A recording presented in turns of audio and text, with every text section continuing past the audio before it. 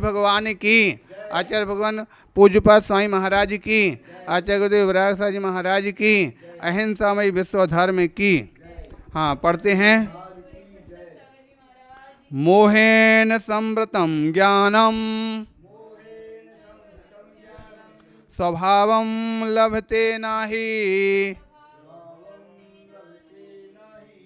मत्ता पुमान पदार्थानाम यथा मदन को द्रवे। बन जाएगा। एक बार फिर से मिलके पढ़ते हैं। मोहेन संवृतम ज्ञानम स्वभावम लभते नहि, मत्ता पुमान पदार्थानाम यथा मदन को द्रवे। इस प्रकार से यहाँ उदाहरण दे चुके कह रहे हैं, मत्ता पुमान पदार्थानाम। जिस प्रकार से मत्य पुरुष, ठीक है, क्या करता है मदन को द्रवे, अर्थात मतोनिया कोदों। मतोनिया कोदों मतलब जो नशा वाले कोदों। एक कोदों इस प्रकार के होते हैं जिसमें नशा आता है। ये पूरी ले जाना, आपने सब ले जाके अपने पढ़ना, मंदिर में रख देना।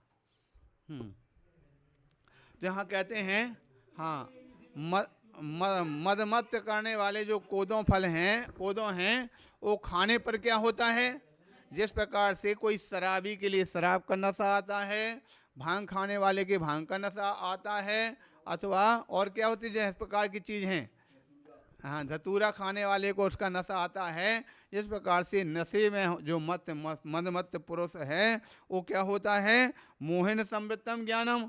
जिस प्रकार से उसमें मदमत्त हो जाता है, उसको अपना हिताहित का ज्ञान नहीं रहता है।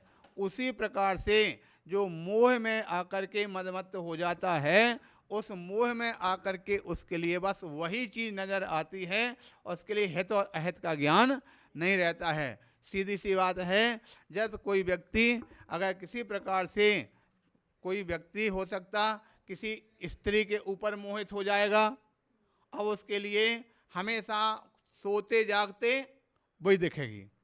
कोई व्यक्ति के लिए किसी चीज़ खाने की रुचि अगर आ गई है, उसको हमेशा सोते जागते वो, जब तक वो चीज़ मिल नहीं जाएगी तब तक उसका खाना पीना सब कुछ हराम हो जाएगा। ठीक है।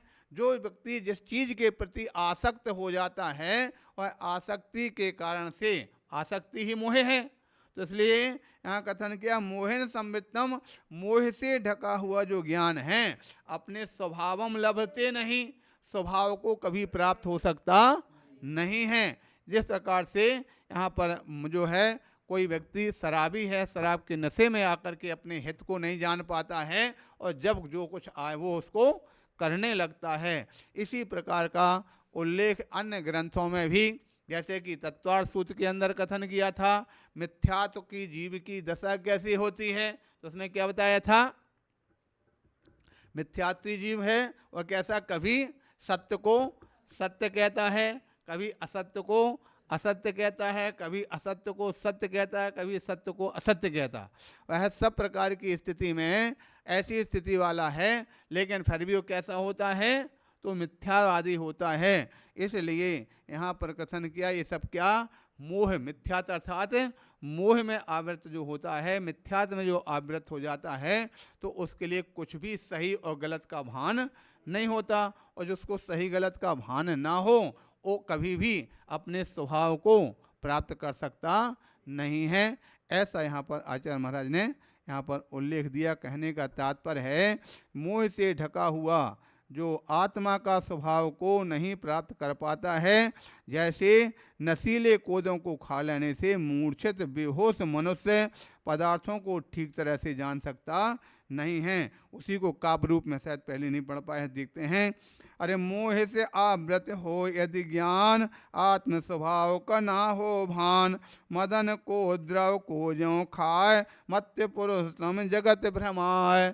इस प्रकार से कहा गया काव्य में, मोह से आवृत हो यदि ज्ञान, आत्म स्वभाव का ना हो भान।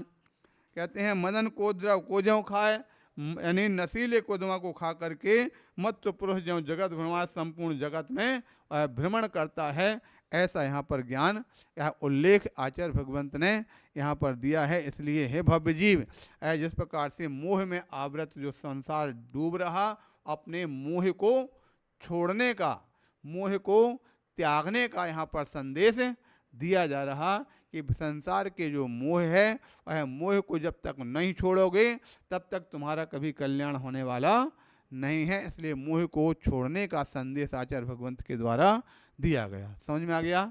इस प्रकार से जानना चाहिए। बोले पंच परमेष्टि भगवान की